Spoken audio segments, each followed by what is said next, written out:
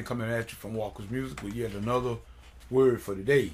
And we are continuing talking on this, the prophetic. And I'm going to bring to you as quickly as I can, because as you can see, I'm already ready to go to a revival meeting. So I'm going to have to hurry on and do this here. It's so much speculation about end time thing, people. And like I say, I'm not trying to, please hear me well. I am not in no way trying to dispel and dismiss nobody's theology, because there are many beliefs on this thing. But everybody cannot be right. But the only thing that I'm saying is, I'm pleading to people is to just don't gamble with your soul. Just get right now. Don't take a chance on a second chance. Don't take a gamble on a second chance. And about, you got all this doctrine about the post-millennial, pre-millennial, all that. I mean, don't get into that. Just get right with Christ. Make sure your name is on the Lamb's Book of Life. That's what's important. That's what's important. If you have a second chance, hot dog, good. But if you don't, you're messed up. So I want to read something. I did a little research, and I read about the elect. You know, that word, the elect, is found throughout the book of the Bible. And matter of fact, in doing man's research and everything, I found out that they can't even agree to a certain point on that. But it says that in the Old Testament, the elect was considered the God's chosen people, which are the Jews, which I do believe that God did call Abraham out. In other words, made the Jewish nation through Abraham. So I do believe that, and they are his chosen people, according to the word. But also, in the book of Peter, in the letter of First Epistle Peter, said that the church was also called his elect. Then it said, I saw somewhere where it said, now after the church is gone, which they talking about the rapture, quote unquote, then tribulation saints are called the elect. And I don't buy that. But like I said, I'm not here to dispel and dismiss nobody's theology, but I want to read something. Remind you, first of all, that Paul, in the book of Thessalonians, he said that for the Lord himself shall descend from heaven with a shout, and with the voice of the archangel, the trumpet of God. Right? And the dead in Christ were going to rise first. And then we who are alive and remain shall be caught up together to meet him in there. Remember, Paul said that in Thessalonians. Let's look at, see what Jesus said about it. The same event is said right here. But listen at when this event happens. It don't happen before the tribulation. It happens after the tribulation. Listen at these words. And I'm reading to you from the 24th chapter of Matthew again. And we're going to start reading. Just for the sake of it, let's start reading at the 25th verse. He said, behold, I have told you before. This is Jesus speaking. Wherefore, if they say unto you, behold, he is in the desert, go not forth. Behold, he is in the secret chambers, believe it not. He said, for as the lightning cometh out of the east, and shineth even unto the west, so shall also the coming of the Son of Man be. For wheresoever the carcass is, there will the eagles be gathered together. That sounds like it be finna be some large slayings out there to me. Don't that sound logical? Listen to what he said. Verse 29 says this.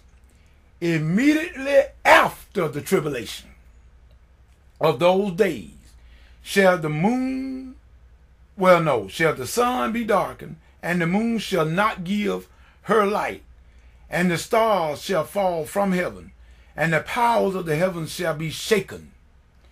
And then shall appear the sign of the Son of Man in heaven. And then shall all the tribes of the earth mourn, and they shall see the Son of Man coming in the clouds of heaven with power and great glory. And he shall send his angels with a great sound of a trumpet. And they shall gather together his elect from the four winds, from one end of heaven to the other. People, may God add a blessing to the readers, hearers, and doers of his word. People, can't you see immediately after the tribulation, That's what it said. Jesus said it right there. Verse 29, immediately after the tribulation of those days. He said, shall the sun be darkened and the moon shall not give her light. That's some sort of cataclysmic bombing, the nuclear, all kind of corruption. You don't darken the sun. That sounds like nuclear fallout to me. Listen to this. And the power is going to be shaken. And then you shall see, he said, and then shall appear the sign of the Son of Man. Then shall appear Jesus coming in the cloud with great glory. And he said he sends who? He sends his angels with a great sound of the trumpet. Ain't that Thessalonians what Paul spoke about? Yes, it is. With the great sound of the trumpet, and he gathered together his elect, whether it be the Jew, the Gentile, the Christian, the church, whatever. This is when it happened right here. That's my belief. He gathered them together with the sound of the trumpet from the four winds, from east, west, north, and south. He gathers all his elect together. Now that is the event that Paul spoke about in Thessalonians, in the book of Thessalonians. This is the same, and I got to hear, this is that exact event. If you look at it, if you got ears and eyes to see, if you got eyes to see and ears to hear, that is the exact event that Paul gives the church at Thessalonica about their loved one that have fell asleep and died in Jesus Christ. And he said it was immediately after the tribulation that the Son of Man come. And guess what? It's no secret. It is no secret. He said all shall see him. So where is this secret? Where is this secret rapture, people? Please, somebody show it to me. Somebody show it to me. Because everything that I see, this nothing, it's going to be anything but a secret. But when Jesus come, judgment come. That's what it said. Wherever that, look what the 28th verse said, for wheresoever the carcass is, there will the eagles be gathered together. It's going to be a mass slaying.